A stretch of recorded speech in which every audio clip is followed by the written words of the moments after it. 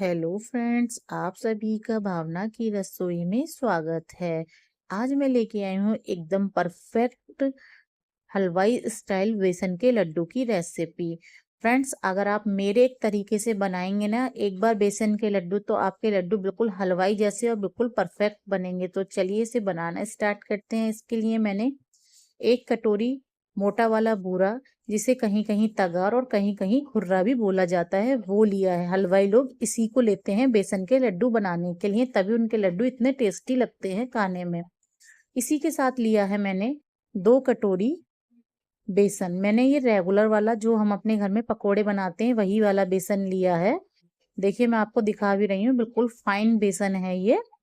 इसी के साथ लिया है मैंने 1 कटोरी घी। घी पूरा यूज नहीं होगा, घी सिर्फ इसका आधे से भी कम हम यूज करेंगे और हम कम घी में ही बिल्कुल हलवाई जैसे लड्डू बनाएंगे। तो चलिए हम लड्डू बनाना स्टार्ट करते हैं।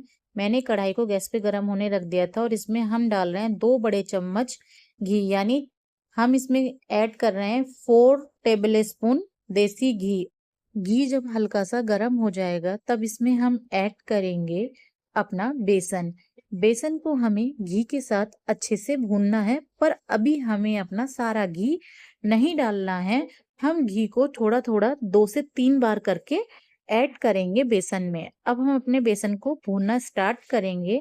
इसे हमें बहुत कम गैस यानी बिल्कुल सिम गैस पे भूनना है। अगर हमने इसे मीडियम या हाई गैस पे भूना तो हमारे जो बेसन है वो जल जाएगा और कच्चा रह जाएगा। इस चीज का भी हमें ध्यान रखना है। देखिए जब हमने घी में डाला है और उसके बाद जब बेसन ऐड करा है तो बेसन में ना थोड़े थोड़े लम्स बन गए हैं। तो अब इन लम्स को हम बिल्कुल इस तरह स्पैचुला से दबाते हुए निकाल देंगे। और वैसे भी जब हम इसमें थोड़ा थोड़ा घी ऐड करते जाएंगे ना तो ये लम्स अपने आप ही निकलते जाएंगे। तो देखिए हमें इस तरह प्रेस करते हुए अपने बेसन को अच्छे से भून लेना है।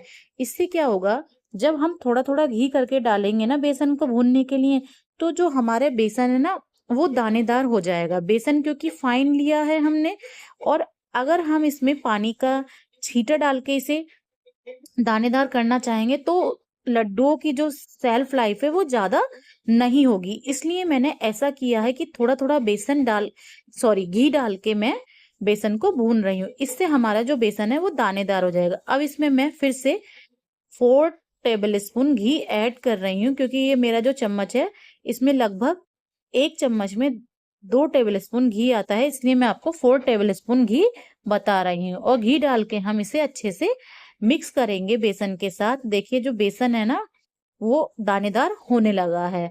हम यहाँ पानी का बिल्कुल भी यूज नहीं करेंगे और इन लड्डुओं को हम अच्छे से स्टोर करके कम से कम 1 से 1.5 महीना रख सकते हैं। 15 दिन तो आप बिना फ्रिज के भी इन्हें रख सकते हैं, और 15 दिन बाद आप इन्हें स्टोर करके फ्रिज में रख सकते हैं किसी एयरटाइट डिब्बे में। तो चलिए इसी तरह से हम अपने बेसन को भूनते रहेंगे कंटिन्यू चलाते हुए। बस एक बात का ध्यान रखना है कि हमें अपने बेसन को कंटिन्यू चलाना है। देखिए जब मैंने घी डाला था तो बेसन ने सारा घी एब्जॉर्ब कर लिया था, और अब जब बेसन थोड़ा थोड़ा भुनने लगा है तो वो घी को रिलीज भी। देखिए हमें बेसन को भूनते हुए घी डाल के दोबारा से 2 से 3 मिनट हो चुके हैं और बेसन ने सारा घी एब्जॉर्ब कर लिया है। इसलिए हम फिर से इसमें 2 टेबल स्पून घी फिर से ऐड कर रहे हैं और इसे फिर से हम 4 से 5 मिनट भूनेंगे। यानी जब तक अब इसका कलर नहीं चेंज हो जाएगा हम इसे तब तक भूनेंगे, क्योंकि अब हमारा जो घी है वो बिल्कुल परफेक्ट हो चुका है बेसन के लड्डू बनाने के लिए। अब इसमें हम और घी बिल्कुल भी ऐड नहीं करेंगे।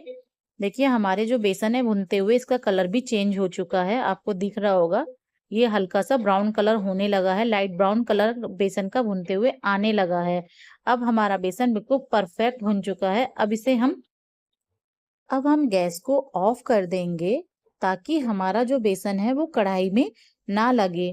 और इसे कंटिन्यू 3 से 4 मिनट हम चलाते रहेंगे, यानी जब तक बेसन थोड़ा सा ठंडा ना होने लगे तब तक हम बेसन को चलाते रहेंगे। नहीं तो अगर हम बेसन नहीं चलाएंगे तो हमारा जो बेसन है वो थोड़ा डार्क भी हो जाएगा और हमारा जो बेसन है वो जलने भी लगेगा नीचे से, क्योंकि गैस ऑफ करने के बाद भी कढ़ाई गर्म रहेगी थोड़ी देर के लिए। तो देखिए हमारा जो बेसन का कलर है वो बिल्कुल परफेक्ट हो चुका है। और अब ये थोड़ा सा डार्क और होगा, क्योंकि बेसन अपने आप में भी काफी देर गर्म रहेगा।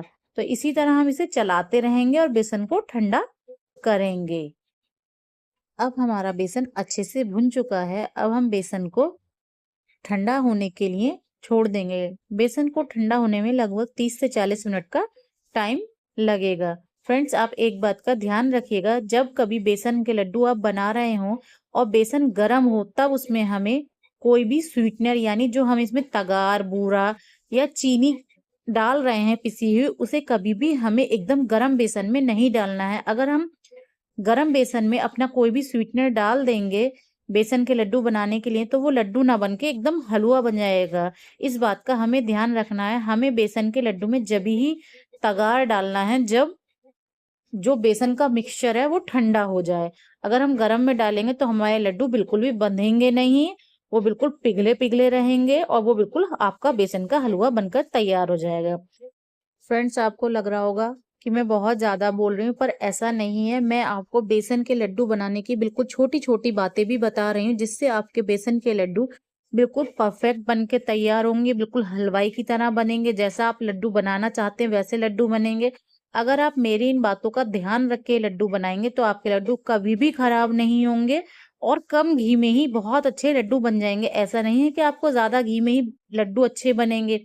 कभी-कभी ऐसा होता है, कुछ लोग जो शुरू में ही घी डाल देते हैं, तो वो घी ज़्यादा हो जाता है, तो उसके लिए हमें फिर से कुछ ना कुछ जुगाड़ पानी करना पड़ता है, उनको ठीक करने के लिए। तो हमें उसमें बूरा डालना पड़ता है ज़्यादा, या हमें उसे भूनकर एक्स्ट्रा बेसन दोबारा से मिलाना पड़ता है। इसलिए मैंने घी को थोड़ा-थोड़ा करके डाला है, जिससे हमें घी की क्वांटिटी थोड़ी-थोड़ी करके डालेंगे तो वो बिल्कुल सही रहेगी और वो ज़्यादा भी नहीं होगी और हमें दोबारा से बेसन या बूरा भी नहीं मिलाना होगा। तो चलिए फ्रेंड्स, इसे ठंडा होने के लिए छोड़ देते हैं। फ्रेंड्स, देखिए अब हमारा बेसन ठंडा हो चुका है, लगभग ठंडा हो चुका है। इसे हमें पूरा ठंडा नहीं करना है, इतना ठंडा करना है कि जब हम इसे फिंगर से छुएं तो ये आराम से हम इसे टच कर पाएँ। अब इसमें ऐड करेंगे हम अपना बूरा। बूरा भी हम यहाँ थोड़ा-थोड़ा करके ऐड करेंगे, ज़्यादा बूरा एक साथ ऐड नहीं करेंगे। कभी-कभी बूरा की क्वांटिटी भी ज़्यादा हो जाती है तो उससे लड्डू ज़्यादा मीठे लगते हैं, वो अच्छे नहीं लगते खाने में। मैंने पहले आधे से ज़्यादा बूरा ऐड कर दिया है और इसे हम बेसन के साथ अच्छे से मिक्स कर लेंगे फ्रेंड्स। फ्रेंड्स, आपने देखा कि ठंडा होने के बाद भी जो बेसन का कलर है वो चेंज हो गया है। इसलिए ही हम कहते हैं कि बेसन को बहुत अच्छे से भूनना है, हमें ध्यान रखते हुए। अब इसमें हम थोड़ा-सा बूरा और डाल देते हैं और बाकी का जो 1 चम्मच लगभग हमने बचा लिया है। हमें इससे ज़्यादा बूरा की ज़रूरत नहीं है, यानी हमें ध्यान रखना है बूरा को भी डालते हुए। तो अच्छे से हम फिर से मिक्स कर लेते हैं। पहले हम इसे स्पैचुला से मिक्स कर लेते हैं, उसके बाद हम इसे अपने हाथों से मिक्स करेंगे। तो देखिए फ्रेंड्स, हमारा जो लगभग ये मिक्सचर है बेसन का और बूरा का, लगभग अच्छे से मिक्स हो चुका है। आपको दिख रहा है कि बिल्कुल भी इसमें घी एक्स्ट्रा नहीं है और ना इसमें बूरा एक्स्ट्रा है। तो इसीलिए मैंने अपना आइडिया आपके साथ शेयर किया। जिस तरीके से मैं बेसन के लड्डू अपने घर में बनाती हूँ, उसी तरीके से मैंने आपको देखा। और मेरे यहाँ एक फंक्शन हुआ था, उनमें जो मेरे यहाँ हलवाई भैया आए थे, उन्होंने इसी तरीके से लड्डू बनाए थे। तब से मैं ये लड्डू ऐसे ही बनाती हूँ और मेरे घर में सब लोग इसी तरह लड्डू बनाते हैं। अब हम लड्डू बनाने शुरू करेंगे। इसके लिए हम अपनी इच्छा के अनुसार जो अपना मिक्सचर है बेसन का, उसे ले लेंगे। जितना बड़ा छोटा हमें लड्डू रखना है, उसी हिसाब से हम थोड़ा-थोड़ा बेसन और बूरा वाला जो मिक्सचर है इसे लेंगे और पहले इसे हम अपनी हाथ की जो मुट्ठी है उससे अच्छे से प्रेस करेंगे, जिससे बेसन अच्छे से प्रेस हो जाएगा और वो एक शेप लेने लगेगा। उसके बाद हम अपने दोनों हाथों की हथेलियों से इसे गोल शेप दे देंगे। देखिए, जिस तरह मैं आपको करके दिखा रही हूँ, इसी तरह से हम अपने बेसन के लड्डू बनाकर तैयार करेंगे। तो देखिए, हमारे बिल्कुल परफेक्ट बेसन के लड्डू बनकर तैयार है। इसी तरह से हम अपने सारे लड्डू बनाकर तैयार कर लेंगे। फ्रेंड्स, देखिए, मैं आपको एक लड्डू तोड़ के दिखाती हूँ कि मेरे जो लड्डू हैं बिल्कुल परफेक्ट बनकर तैयार हुए हैं। ना ये इसमें बूरा एक्स्ट्रा है और ना ही घी एक्स्ट्रा है। तो देखिए, आपको देखने से ही पता चल रहा होगा।